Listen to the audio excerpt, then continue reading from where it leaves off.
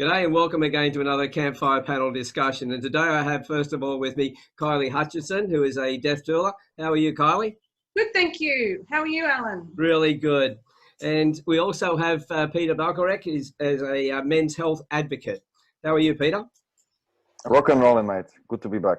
Excellent. Because you haven't been around for a little bit, so it's good to have you back here sharing your knowledge as well. So we had, we're talking earlier on about a subject around, the term awakened. We hear it all the time from people, but do people really know what it means, or what do we think it means as well? And Kylie, you were saying that you've had some people talking to you or using the term recently around you. Would you like to kick us off? And I did. I had a situation in a Facebook group where something was shared that was really quite, I found beautiful and amazing. It was a woman's Facebook group, and it was about menstruation and claiming that back and pushing some taboos around that subject. And it triggered people, and it caused this massive reaction, and it went on for days. And some people were like, I don't want to talk about it, I don't want to see it. And I was like, okay, ladies, this is a women's group. If we can't talk about women's stuff in women's group, then we really need to look at ourselves. And then there was an element to it where some women said, well, if you don't want to do that, you shouldn't be here. And I was like, whoa, hang on. You don't get to exclude someone simply because they are at a point where they didn't want to see that. For whatever reason, there is a multitude of reasons why women don't want to talk about it. It could be anything from trauma to an inability to have children, and it's, and I was like, wow, really, there was this judgment thing. And that sort of word got, well, if you were awakened, you'd be able to handle it. And I was like, whoa, no. And I was really surprised. And then I sort of saw it was something else as well. And being thrown around that sort of, are you awakened? And especially with Greta Thunberg at the climate stuff, she's done this, and people are like, you need to be awakened to do this. And I'm like, no, I don't know that you do. I think we all need to look at saving the planet. That'd be a nice thing to do. But there was sort of this element of you have to be a certain way along before you are considered. And I thought, well, awakening isn't really like an end goal. It's not like if I do this and do this and do this, I can get there. I'm thinking maybe it might even not even get there in this lifetime. There's an element of that with people as well, that they say, well, you've got to do this in this lifetime and you'll come back and do it again. It sort of really shook me a bit. And I thought, wow, that's an interesting, how did that judgment slip into something that's so difficult, an individual journey of people? Yeah, I'd like to go back and have a bit of a chat about their attitude to it as well. But Peter, what were your thoughts from what Kylie's just said? Yeah, I think it's funnily enough, it's quite timely for myself, because I'm going through nothing too serious, but I have a phase now where I am feeling a little bit over the whole personal development industry and the spiritualism and like the self-proclaimed righteousness, that is so prevalent in the media today. And I'm not saying that there is no place for it. There is a place for it. This usually comes from a good place and good space that people are fighting for something.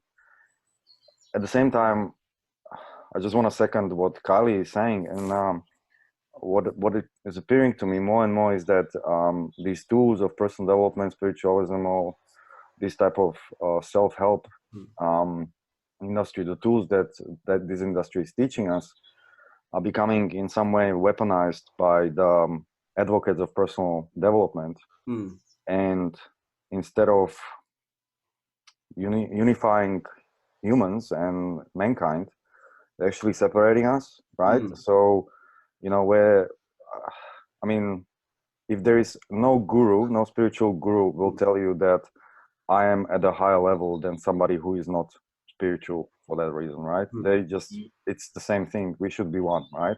Yeah. However, these tools and the language of personal development and spiritualism and being awakened, it's somehow being weaponized into separation and putting us into some sort of personal development castes where, you know, like people are saying, I have been doing personal development for 10 years and I'm now, you know, ahead of the masses because the masses are not aware of that, you know, that sort of, it's just, I'm not saying it's not necessarily true. Like there's definitely differences between people who have been working on their inner state for a long time and people that didn't or didn't actually have to or didn't have the trigger to do so.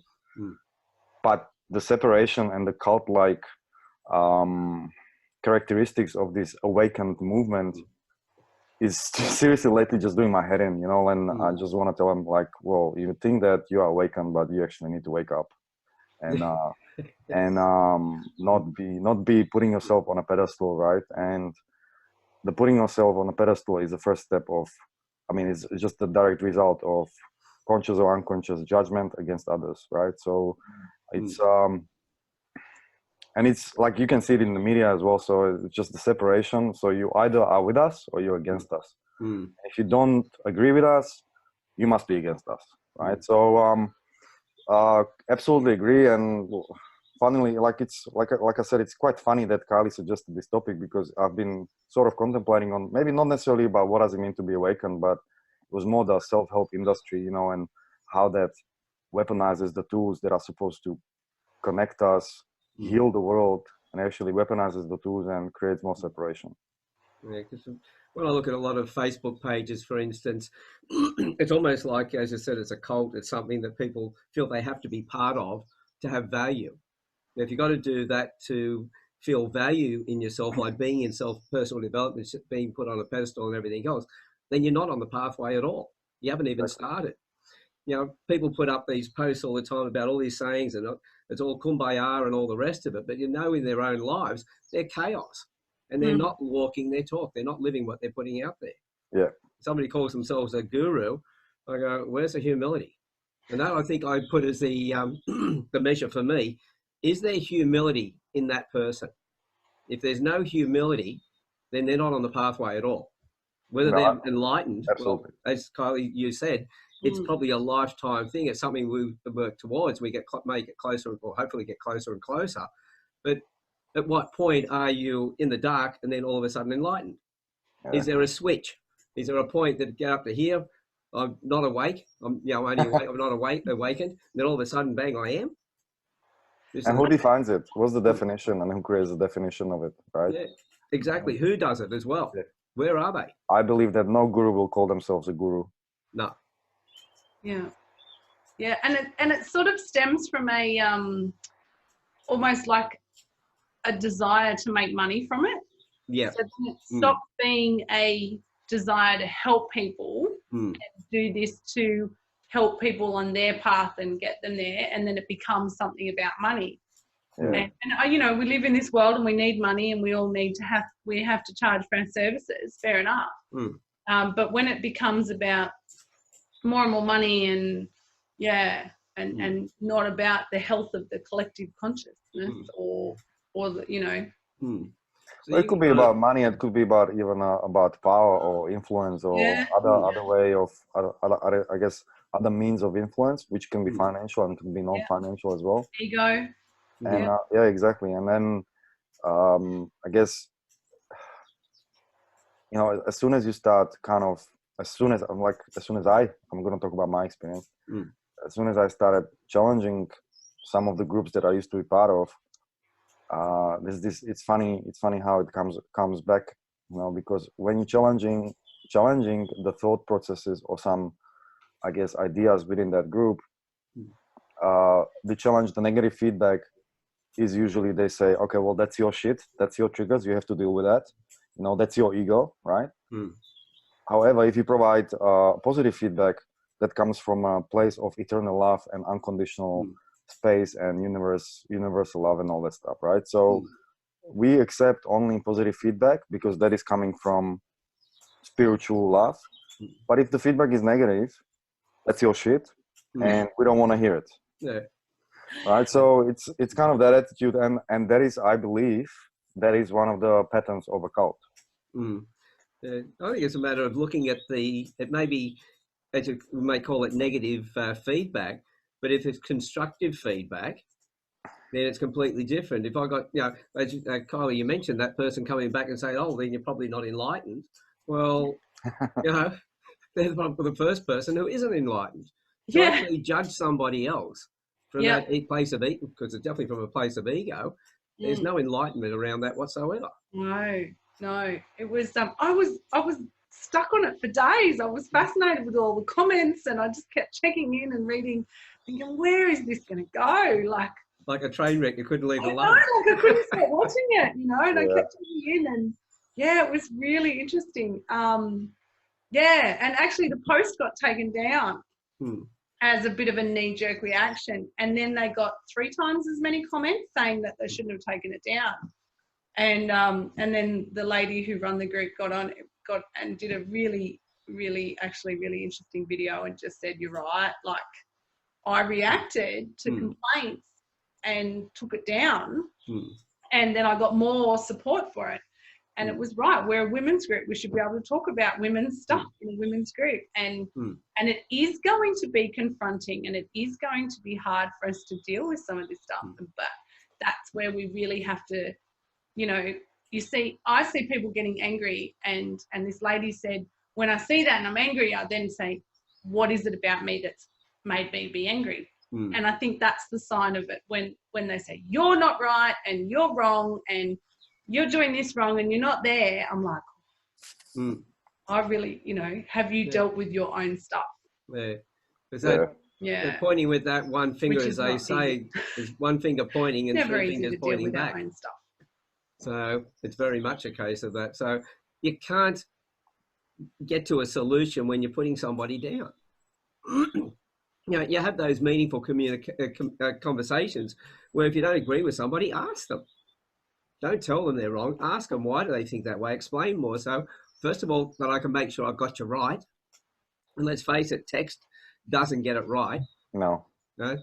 People read the text and they can read it totally different in their own emotional state, as opposed to the way the person who wrote it, their emotional state at the time. Absolutely. Even when you read the comments, sometimes on discussions like that, you just can see where the misunderstandings happen, because there's no chance that there is a chance, right? But there's always a chance that when you read something that someone else wrote, that you're going to take it in the other way, you will miss the intention behind it. And then I would say that a lot of us would actually connect the message with the intention that we actually want to see behind it, as opposed to what the intention is. Right. And that's very dangerous, and that's how all the misunderstandings happen. So absolutely, like you said, Alan, like sometimes you just can't explain shit over messenger and written language. Like you can't. It's just not gonna happen. We many times have difficulties when we speak to each other to understand each other. So how are we gonna do it when we write it, right? Exactly. So a bit like Kylie, I'll step back and I'll watch all the conversations. It's like one of those. It's better than a soap opera. You get into it and things are happening. You just can't leave it alone. You just got to watch and see where it goes. But I stay away from putting comments on that. I did have a comment where somebody had actually made a comment against the comment I'd put on the Facebook page, and I realised that I made a comment back just to test it, and I realised that he was, because I thought he's talking the same thing about the same thing I'm talking about. But he's talking a different way, but he's taken it out of. He's misunderstood what I was saying. So once he made his second comment, I realised that was the case. So I messaged him direct and said, hey, I think you and I are speaking the same language, but we're coming from a different angle. How about we have a chat? Yeah. Well, the end result was he became one of my clients. He ended up doing my master course. Is that your sneaky sales practice? So this is one way to build your business up. And that's the thing. In business, if we're selling to somebody, the first thing we ask is, what is it you need? Why do you want that? What's behind that? Tell me more about that. I need all the information I can so that I know what to deliver to you to give you the best possible service. And the focus is on them. Why can't we talk to each other around issues in the same way? Yeah, it's crazy. It's just the age of outrage, right? As opposed to actually looking into what that person means behind what they say. we just straight away judge immediately, you know. And I mean, you can see it, you know, in the media, you can see it on social media. Somebody just says something, writes a post, and then immediately is taken out of context, and immediately is seen the worst possible way the person could actually mean it. And once they do it, and you know, the social media mob gets on top of them, it's just irredeemable. Like it's all over, you know. Like it's really hard to come back from it, you know. And as soon as they start apologizing, then the apology is not meant the right way, you know. Like it's a great example was Kevin Hart, you know, one of the African American comedians, you know, in America. He was asked to host the Oscars, and like years back, you know, he made some jokes about gay people, you know, like, and it was actually a joke as a comedian. He did that, and the gay community completely just went on top of him and started, you know, abusing him over social media. Then he apologized for it, but then they said that the apology was not good enough, right? So it's just like he couldn't just fix that. And then eventually he said, okay, well, I'm not gonna host it, because they said, okay, well, homophobic person should not be hosting Oscars. So he stopped it, you know. He didn't host them anymore. Yeah. And I really doubt that Kevin Hart is a homophobic man, right? So anyway, but it's just an example of how the misunderstanding and immediate judgment and the unwillingness to actually hear the other people's story can create this downward spiral. You know, that was probably something that, Kylie, you experienced in the group, where, you know, eventually you will forget who started it, you forget who are you against, who you with, and you end up being alone. So yeah. And that's isolating about social media as well, you know, looking for spiritual awakening in Facebook groups is an interesting concept, isn't it? Yeah. You end up very alone, because you end up finding, I've ended up finding certain groups that I like and go, well, these are interesting. But, you know, some are small, and it's a very small group of people that are on there, and it's their opinions all the time, and everyone's agreeing with them, and I go, yeah. But how do you learn how do you learn in a group? What sort of learning environment is it when you all agree all the time? Yeah. Nothing gets challenged, and you are not really, I'm going to use the word triggered, to actually get out of your comfort zone and feel uncomfortable, because that feeling is going to make you think, oh, well, hey, this is what it makes me feel. Maybe I should look into it. Maybe I should do more research. Maybe I should consider what these people are thinking, what they are saying. Maybe there's something to take away from it. And you don't have to always agree, but it doesn't mean, the thing is that what I'm seeing lately is that you disagree in one thing with someone, and now the society, what we tend to do is that because we disagree about one thing, that means that the whole of you has to be against me, as opposed to looking at it, well, a part of you disagrees with me, but maybe 3 other parts of you agree with me. So why don't we look at those 3 parts that agree with each other, and then just say, okay, well, we disagree in here, in this area, but that's okay. And we find something in common, right? And that's one of the issues that are affecting all of our society, but one of the things in particular affecting men. You can be a good man all your life and then just do one thing wrong. The only thing that's ever remembered is that one thing. Yeah. So that reflects back onto everybody, you know, society, going, well, why are we so precious about things that one thing gets our nose out of joint and we negate everything else that person's done? Yeah. You know? Well, you can be awakened your whole life, and then you go on the Friday night bender, and then you're not spiritual anymore. Or the other thing I'm seeing with men is when they were younger, they did something really shitty. You know, whether it was an affair, or they walked out on marriage, or they've, you know, cheated on people, or whatever, contact with the kids, or done something really stupid, went to jail, whatever, and they've spent 20 years making up for it, saying sorry and doing this, and then the first thing someone says to them, you know, 20 years later is, but look what you did then. Yeah. Like, you think he hasn't paid for that? Yeah. Look at the politicians who have had to say, you know, when they were a kid, oh, no, I didn't inhale. You know, and that's been held back on against them all their life. You know, they took a puff of a weed, and all of a sudden that's taken them through the rest of their life. They're no longer valid in their society to, you know, to do the work that they can do. And up until the point that somebody remembered they did it back there, they were fine. Yeah. But all of a sudden, going back all that way, and these judgments have come from it. So when people say, yeah, we're moving toward, you know, seeking enlightenment, I just wonder whether we're really doing that at all. And then just because I'm a girl, I'm going to use that example that you said and said, well, this guy did something shitty, but what if this shitty thing was sexual assault? Yeah. Do you then, is that the line that you go, well, you know what, he was an arsehole and for 20 years, maybe he did good, maybe he didn't, maybe he just got better at hiding it. I don't know.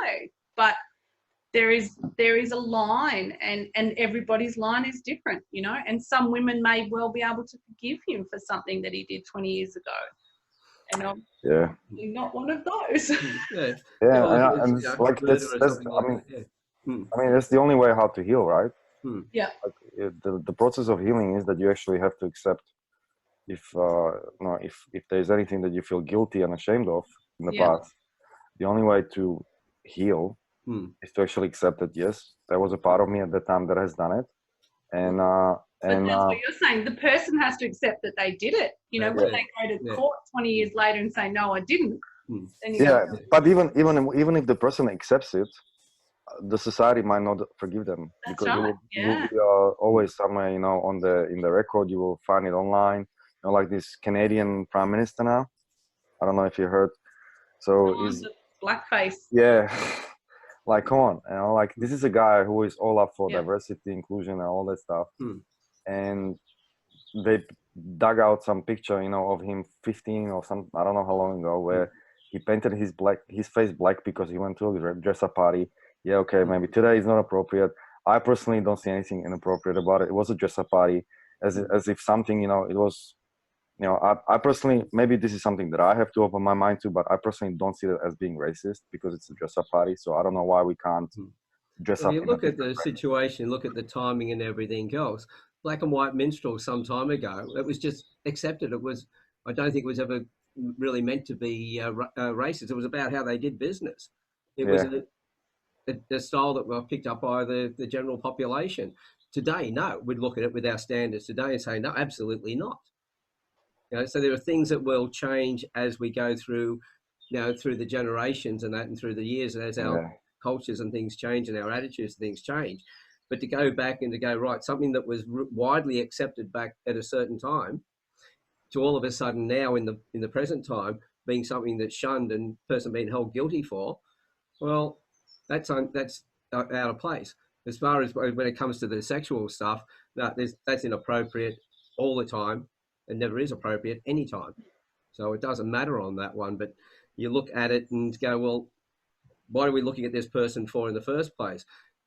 Again, if it was a sexual one, especially if it's with young boys today, we look at boys today with pornography. I know where is it now? I think it's in Holland. In sex education, they're showing people having sex. That's in the sex education, but it's from the neck up, not from the neck down. So all they're seeing is the expressions of the faces of the man and the woman. So the boys understand what a woman's supposed to look like when having sex, not the rubbish you got on pornography. Because in pornography, the women are being abused and being, you know, the expressions on their face and everything else are supposed to be, you know, not really enjoying it. They're toys of the boys type thing. Yeah, I still don't know. Like, it's kind of, I don't know. It doesn't feel right to me, even that. I don't know. What do you think, Kylie? It's I've got a teenage boy, so yeah, very relevant having conversations around that, and in interesting conversations that have to happen at our house about consent. I don't know how, you know, I'm pretty strict with him. Just the other night I said, and how's your browser history? You know, I'll have to have a look at that. He said, I've deleted it.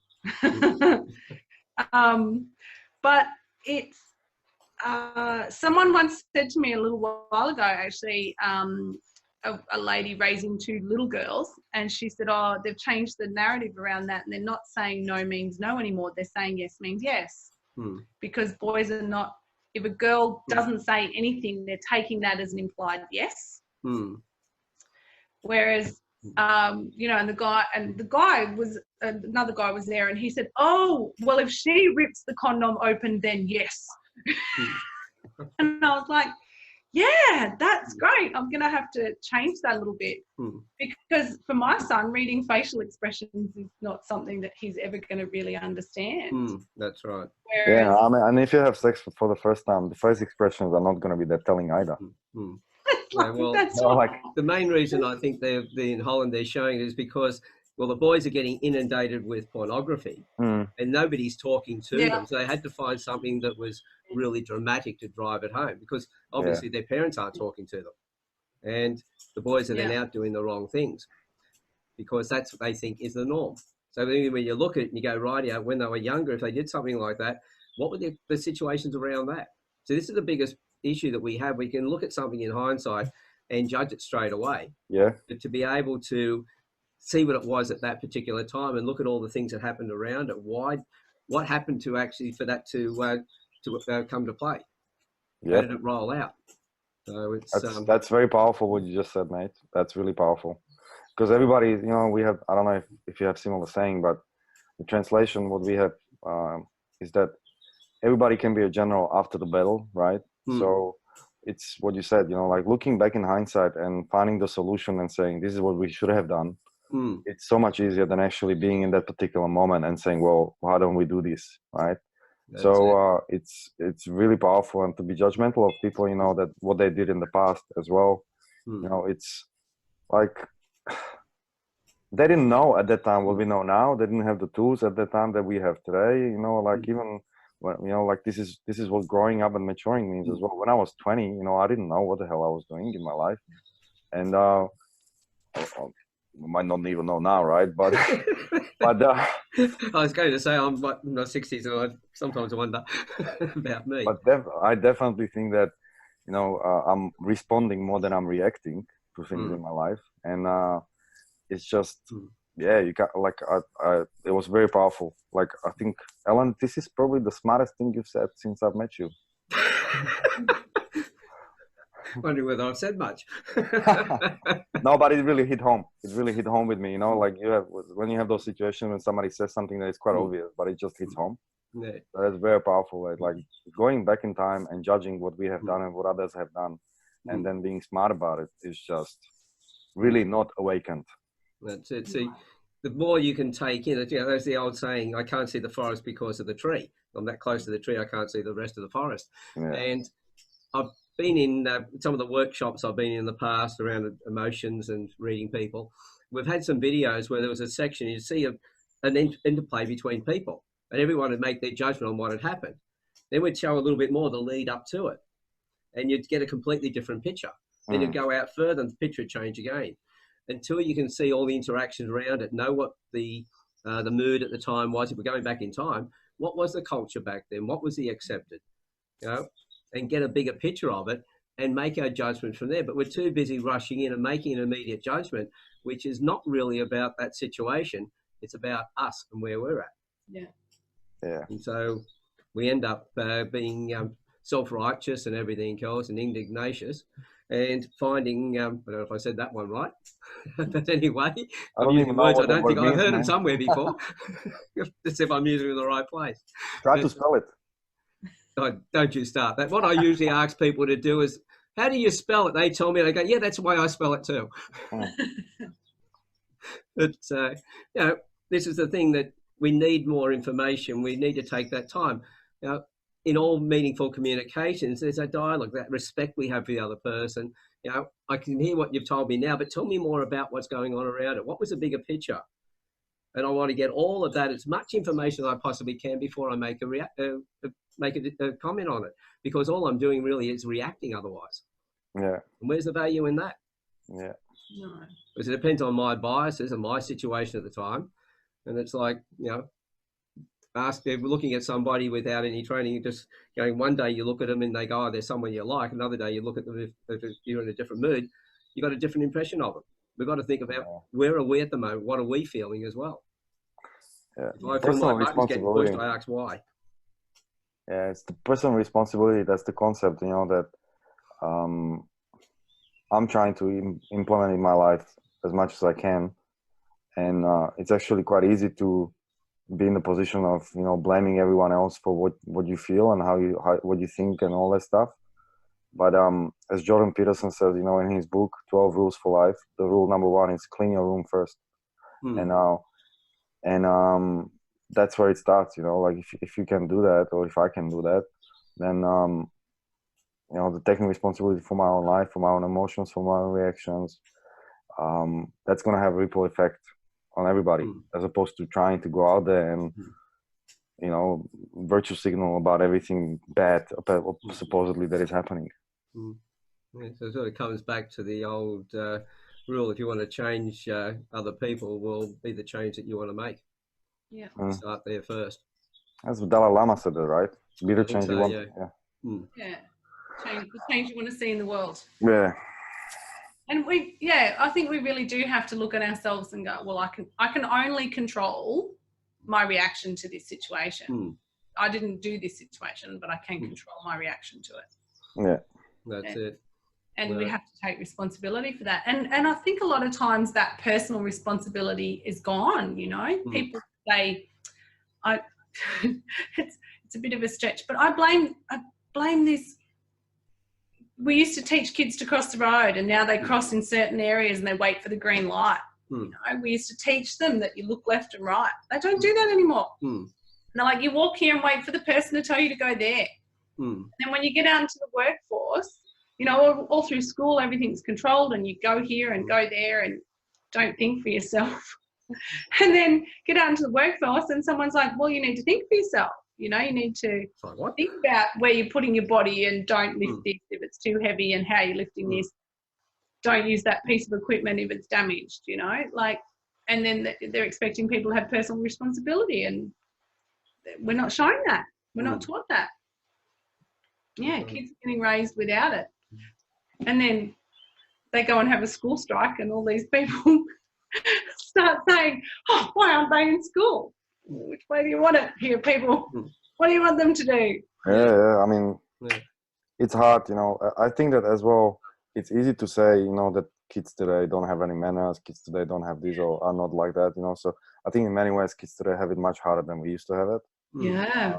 It's and something that I don't understand, right? So, for example, even this is going to be liberal, quite a bit of stretch away from our topic, but you know, for example, the cyberbullying, you know, that some of them are experiencing. Like in my age, bullying was only at school, and you could run away home, and you were safe. Now you're not safe at all, right? And that what that could be breeding and triggering and creating, especially at the university campuses, you know, is in a bit of a, I guess, not a nice term, but it's the snowflake culture, you know, where you have to, it's like you have to say trigger warning. You have to say trigger warning if you say something uncomfortable, you know, like in America now there's a university where they can't clap because that can trigger anxiety in students, so they do jazz hands, you know, and it's like, where does that stop? As opposed, like, you know, like teachers cannot use their arms when they explain the material to the students, because that can be considered as microaggression, you know, and it's sort of like, where does that stop? Like, and to your point, Kylie, you know, when they come to the real world or out of the bubble wrap of university or the family, they just get triggered all the time, you know, and they feel like the world is the, you know, the unhospitable place, and everybody is against them, and they can't express themselves.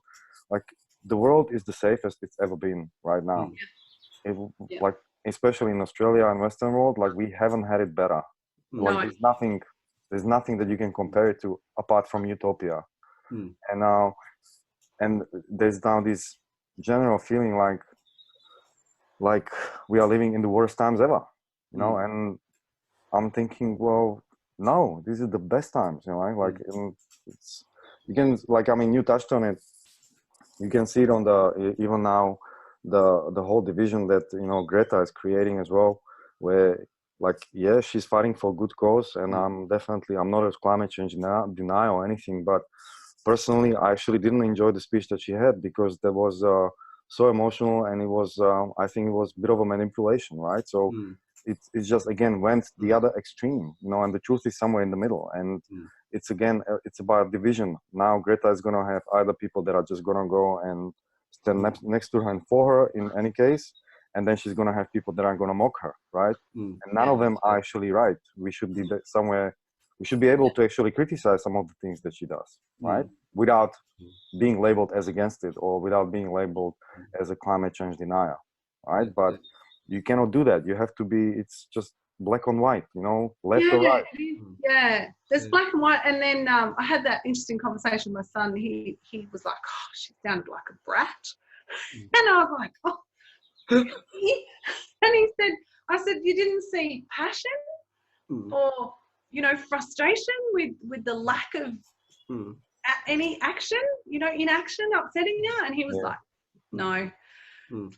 All right. And Alan would know, dealing with my child, it's triggered me left, right and centre. It's a challenge. He's my little challenge. But I thought, yeah, people are going to see her, which is almost a good thing, that she is that angry, that she is that upset. And people will go, well, don't need to carry on like that about it. Maybe if we just did this little step and maybe that's enough. Maybe that's where we need to be. You know, the pendulum has to swing away before we find the middle ground. I look at it from the point of view that, look from the point of view that some people really are behind her and others are sort of against her. It's this extreme that's been created with the energy that's put out. All I could do when I looked at her before was, if somebody is that angry, the amount of poison they're putting through their own body, it's not going to be good for her health.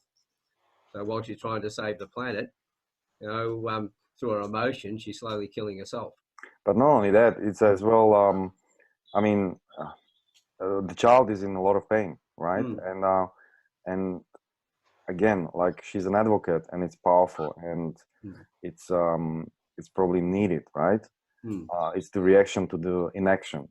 But at the same time, you know, what that creates, and I've seen somewhere on YouTube where she's, in a way, she's becoming a role model for young girls, right? And young people. And then they were interviewing some of the young ones, you know, that came for the strike and came out, you know, and marched for the climate change. They didn't go to school, you know. I mean, nothing happens if they don't go to school for one day anyway. But what I was really, what made me worried is that there's these, you know, especially in Australia, there's kids that had, I think that they've had pretty good life compared to the rest of the world, you know, and you have, you know, 9, 10, 11, 12-year-old girls that look up to Greta, you know, and they get, I'm going to say, maybe it's not the right word, but they somehow get infected by the anxiety that she is expressing through the type of emotional speech. And they take it on into their life and they live out of it. They think that this is now their situation. They think that they actually are suffering from anxiety because that ideology is somehow, you know, in their being. And as opposed to being kids, you know, and being kids without having to be anxious, they become anxious, you know, and it becomes a mental disorder, you know. And I'm not saying that it has the same effect on everyone, but it does affect some people like that. So that's the side effect of, I guess, the passionate anxiety, you know, that she's expressing. I don't know. It all depends on, we've seen on Facebook every day, the way people jump in and respond to what some people say, take sides very quickly. And with something with so much energy and passion behind it, then the connection that is going to make with it, depending on where their biases are, their present situations, they're going to respond in similar ways, either for her or against her. So really what we're doing is, with that passion, they're not actually is really creating more anger. It's not getting a result. If you've got people so polarized against each other, or the sides are so strong against each other, it's not getting towards a solution. It's just getting the emotions flowing. And all we have is more hostility and more breakdown between you know, people around the world. I even looked at, you know, when I talked about Me Too and Men Too movements, yes, they had a role when they first started, but you know, if you've got a camp over here and a camp over there, if that camp's going through a tough time, they try and raise themselves up. And at the same time, they're raising themselves up. The others are trying to raise themselves up, which has been trying to push the other ones down. It's the way it seems to work. You've got to have that balance type thing, and the scales move like this all the time. And next thing you've got is, further breakups. You've got more more dissension between males and females and different genders and everything else. We create a problem by not sitting down together and having those meaningful conversations. And I think that's when we come, if we're going to move towards enlightenment, that's the way we do it. We can't do it while we're out there being aggressive about things, because there's no enlightenment in that at all. No.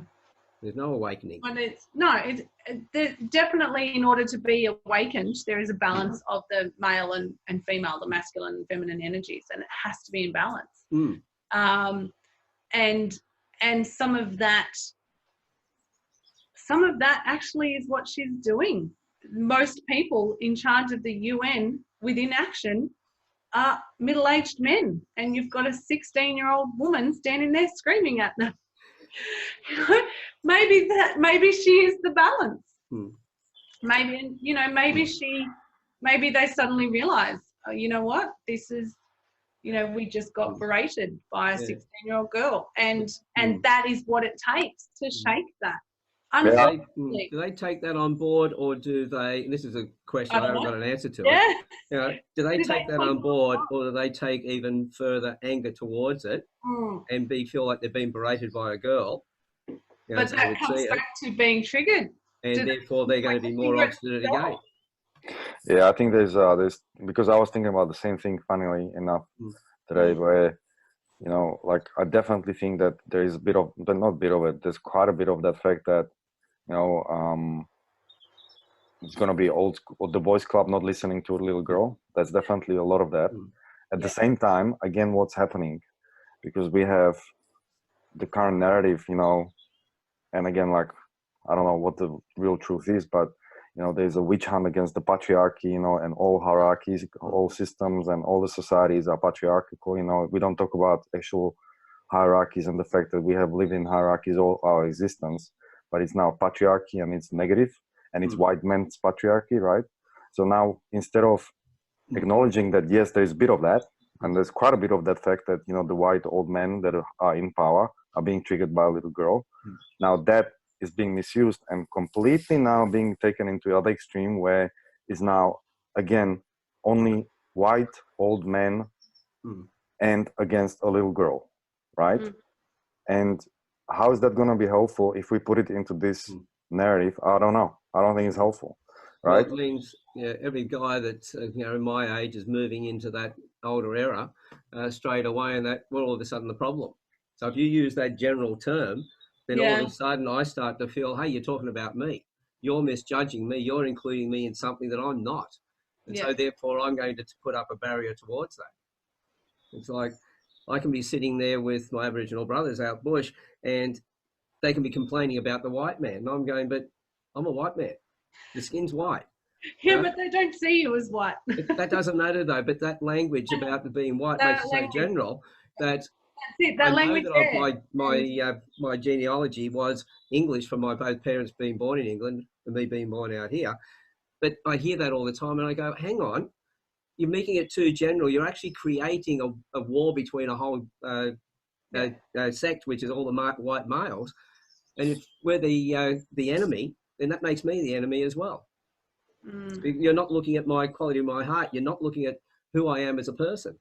Yeah, well, they're not what Martin Luther King said, right? I mean, you need to be judged by the traits of your character, not by the color of your skin. That's it. Right? Yet now, I mean, because I'm interested in this topic, like the white man is the enemy number one. The white heterosexual man is the enemy number one. I mean, guilty for everything. Yes, a small part of the white heterosexual men are guilty for a lot of things. But the larger part of white heterosexual men are actually good men that wanna, they wanna help, and that distinction is not made clearly, So I agree with you, Alan, that you have to be super aware and super awakened, not to take it personally, right? I know, and I did use this with someone who was arguing with something about it, and they said, "Not all men," and I was like. Nice to add that on the end of it, it's a lot of cases. But I'm like, hey, if it doesn't apply to you, carry on. If you're at the pool and somebody yells at you, stop running, and you're not running, then you go, doesn't apply to me. Mm. You know?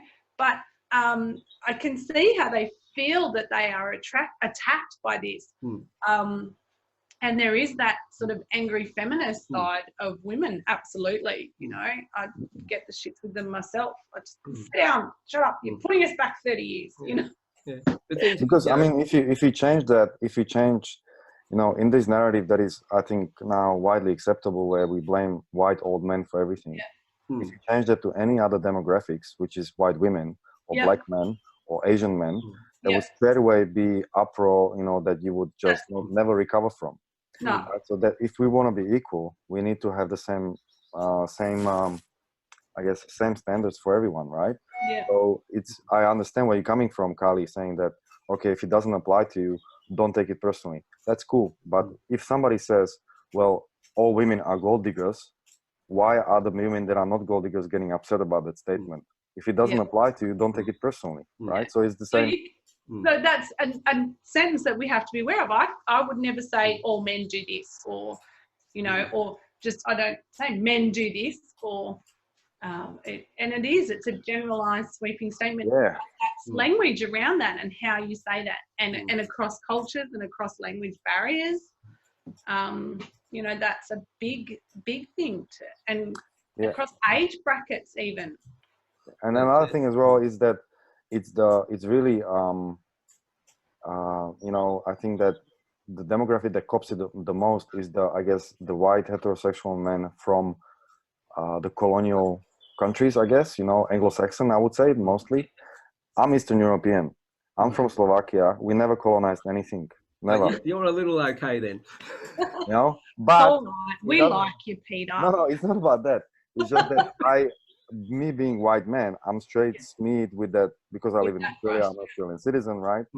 But it's the same. Like, the thing is that I don't actually take it personally. It's just that what I personally get triggered by is that we need to have equality, and now the pendulum, to me at least, seems to have swung, you know, way too against the men, and the good men don't need to really hear it. They don't need to be bombarded left, right, and center by how bad they are, how masculinity is bad and toxic and all that stuff. And I just think that they need to have a voice, you know, and then as well, the good men, you know.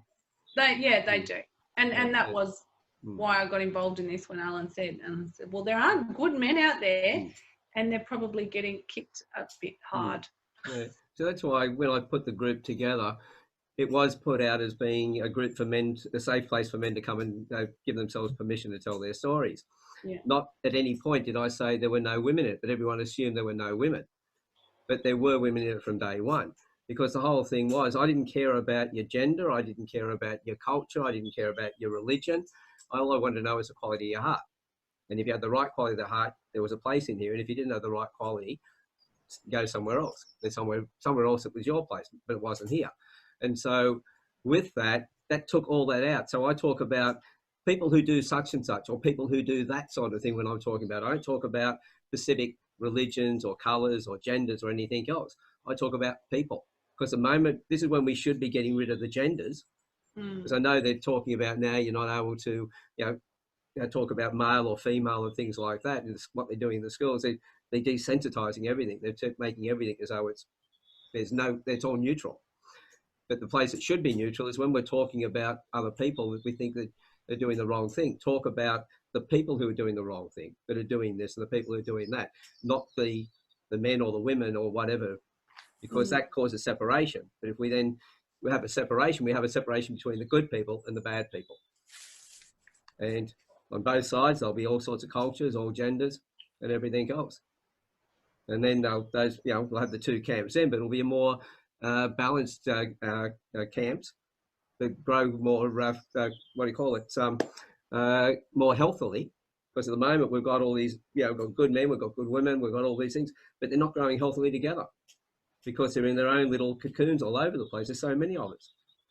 We definitely need that balance, you know. And I think it's when you get the right flow. I like to think of flow, because there's going to be changes, and in the river, the water's going to move, and anything that's floating in, it's going to move with it as well. So if you look at birds when they fly, there's somehow they're connected. They don't run into each other within a swarm of birds. Mm. You know, there's that synergy and that's with them. When we can get to that between the genders, I think we might be a little bit more awakened at that point. I don't know if we'll get there in this life, Alan. Hey, well, I don't know whether we're ever supposed to. I think it might be something. This is, talk about, people say that we came back to Earth with as a spiritual being, and we'd already chosen what we're going to do in this lifetime, and we're then living that life. Well, whether that's true or not, I don't know. But if that's the case, then probably we never will find solutions to this. Yeah. It's just the problems will just change all the way through, and we're dealing with problems. I don't know. Still need. All I know I can do for me, I can't talk about anybody else, is just be the best person that I can possibly be. Yeah. And living by that one thing, what's good for me, what's good for the other people, and what's good for the planet. We do that, then we've taken care of ecology, we've taken care of the genders, we've taken care of religion, we've taken care of everything. Oh, it's easily Alan for PM. I don't think I can stand it. I'm too soft a skin when it comes. I wouldn't have. Look at how when they go into power, they're young, or relatively young, and within a few years, they look like their grandparents. Yeah, yeah. Not a job. Just don't call yourself a guru, because then it's gonna go away. It's gonna be out of the window as soon as you start doing that. Whatever you just said. Yeah. No, so if you went in and became a politician, they always look so damn old. After they get in there for a short time, I don't have that thick enough skin for it. No. No, it's too big a softie. It's rough. It's rough, man. Yeah, it is. Look at just Obama. when he came into the office, he had nice, probably no gray hair, and 8 years later, he looked what 40 when he went into the office, and then when he left, he looked like 85. Yeah, well, I'm working on the fact of having no grey hairs. I think they're all falling out, so I'm taking care of that problem. I went blonde and covered mine. As I was saying before, I like it. It looks good on you. Thank you. Yeah. Blondes have more fun, apparently. Do they? Well, my hairdresser said I was a blonde when I was, it's grayer now, but I was a blonde when I was younger. Did we have a lot of fun? Maybe you do. My hairdresser said blondes have more fun because they get dirty quicker. Okay. So I don't know. I'm not natural. I'm asking you two. You're the blondes. For anybody who's listening to this, don't let us start another argument on another level and that. Yeah. Any blondes out there, do not take offense. How to get awake and go blonde.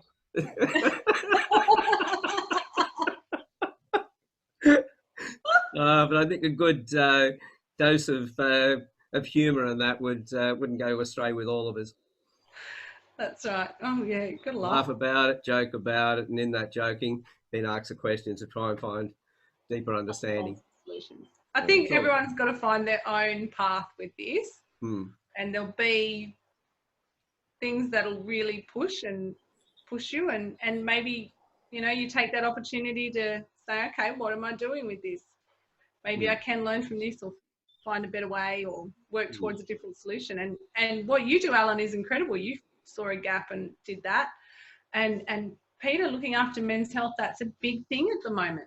Massive. Yeah, it is. The men that need. It's just that I think that it's quite challenging as well.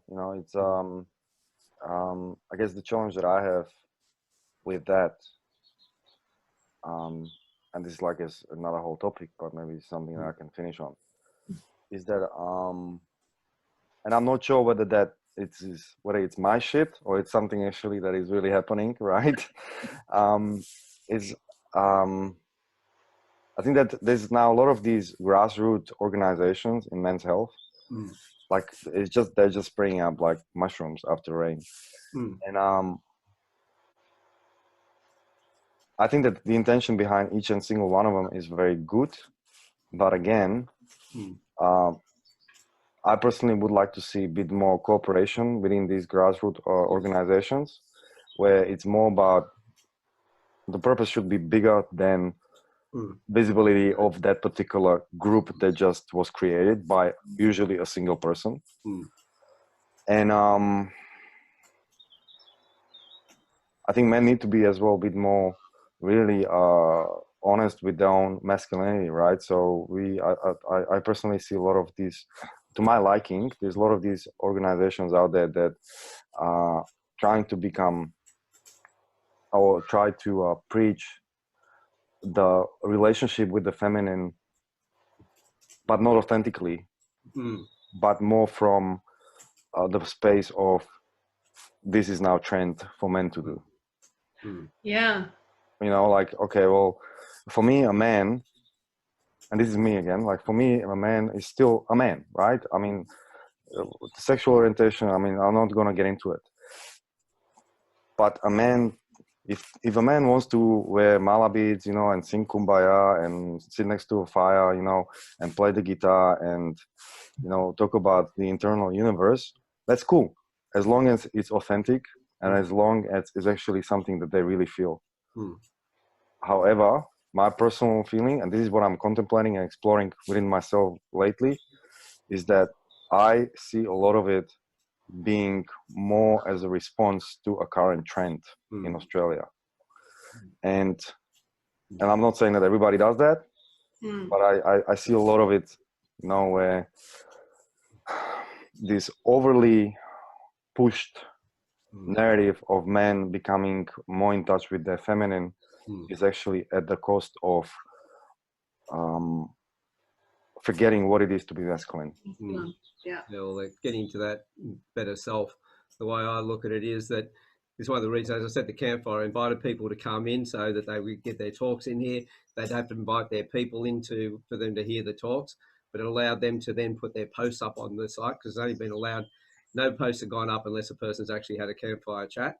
The reason for that is so that everybody else can get an idea of who they are, so that I'm not actually endorsing their stuff, but people can look at it and go, yeah, okay, I want to do that when they got an event. But when they put that in, their events in here, if I'm connecting all those other men's groups around the place, it's now gone global. So by having the Campfire inclusive or closed, it opened the world up through that format. So, and that's what it was all about. Because Peter, that's what I was seeing as well. All these little groups, but they were all separate and everything else. And I was involved with some of the charities in Newcastle. And when we looked at all the health groups that were there were hundreds of them, but none of them knew about each other. And most of the population didn't know about them. Yeah. So what's the impact that you can make, right? Like that, right? So it's, that's it. Yeah. As I say, we do a lot on our own, and everybody's doing a lot on their own. But when we come together, it's an exponential. It's like when a man and woman gets together, they're equal in their rights, but they're not the same. They're complementary, and together they create something greater than themselves. Yeah. And it's through that inclusion and being involved with other people that we experience more. Like a guy can be a really tough man and everything else, but he's never going to know his full worth as a man until he's able to pick up a child or a flower or, you know, treat his wife and partner or women the right way. You don't get a chance to find out that other aspect of yourself until you're in that situation. So to deny that is denying yourself the opportunity to become a full man. Yeah. Because you're not experiencing it all. Yeah. I mean, it's a transition period, right? So it's going to be interesting to see where it's going. And I don't know, we'll just have to wait and see, you know. That's it. Well, okay. Well, I think we've solved the problems of the world tonight. We definitely have. Here we We are now. We are now. Hashtag awakened. It's all done and dusted, and now we should not talk to anybody and keep this a secret. That's it. You can join me by the campfire over here later on. We'll sing Kumbaya together and we'll be all okay. As long as you're awakened, we can do Yeah. that. Okay. Well, I hope everybody who's been listening in today as well has enjoyed it. And at the same time, you know, yes, it's a serious thing. That's something that we need to really be concerned, you know, put a lot more thought into. But having that light heart that goes with it, because as soon as we get too serious about something, our rational mind disappears and we just get into an emotional one and we go down the wrong track. So it's really great. This is what I love about this as well. We've had, you know, men and women on these panel discussions together, and they've all gelled beautifully together. There's been a lot of laughter and everything else, a lot of understanding. And I know I do. I walk away with a lot more knowledge after we've had those chats. So thank you, Kylie, and thank you, Peter, for your input today. Really appreciate it. Thank you. Thank you, Alan and Peter. Thank you. Yeah, thank you very much. It was very nice to meet you, Kylie. You too. I've enjoyed it. Yeah, I'm gonna go blonde now. Snow blonde. Apparently they do. Oh, what's the official name for the color? This is like really, really blonde. I think they call it ice blonde. Ice blonde. Okay. Yeah, it's really white. Well, it's really just to cover the grey. The grey was a lot. Don't say that to anyone. Don't tell anyone. Okay. Yeah, well, we might cut it at that point if you give away too many secrets, because it's going to be on the end of the video. So It's all we'll right. see you all later on. And thanks very much for being here, guys, and for everyone for listening in today. Bye for now. Thanks. Bye. Bye.